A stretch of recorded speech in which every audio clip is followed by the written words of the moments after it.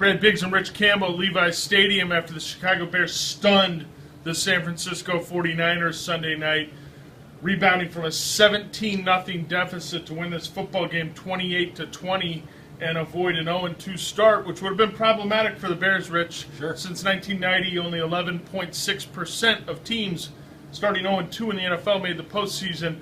The Bears got the kind of victory here, though, that could potentially be a springboard to bigger and better things this season. Right. Because they found a formula that's going to work long term, and that is sharp offensive execution where they take advantage of penalties by the other team offensively. Jay Cutler, 13 of 14 for 120 yards and 3 touchdowns in the second half. Played an excellent second half with a banged-up supporting cast. And then defensively, they got back to forcing turnovers. 4 turnovers on the night, 2 picks by rookie Kyle Fuller in the fourth quarter. Got pass pressure on Colin Kaepernick, I thought, throughout the night. Made the right-handed quarterback scramble to his left, which creates situations for him. You're right, took advantage of 16 penalties for 118 yards by Jim Harbaugh's 49ers. Completely undisciplined performance by that football team, and the Bears withstood a ton of injuries. They had injuries coming into this game to the wide receivers. We knew about that, to the offensive line.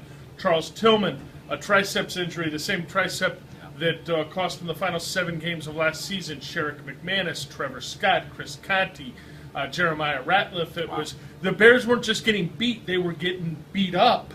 And so I think that makes it even more impressive that they were able to right the ship and come back. Yeah, and the 49ers weren't sharp, but the Bears had so much against them in this game. With the opening of the new stadium, the crowd was so loud early on. They withstood a few punches in the first half. They forced some turnovers. They hung in.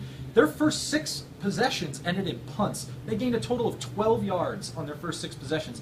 Suddenly it clicked. Yes, suddenly it clicked.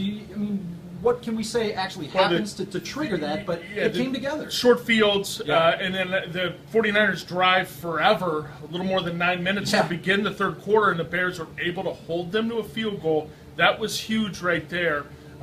Kept the deficit from getting even larger.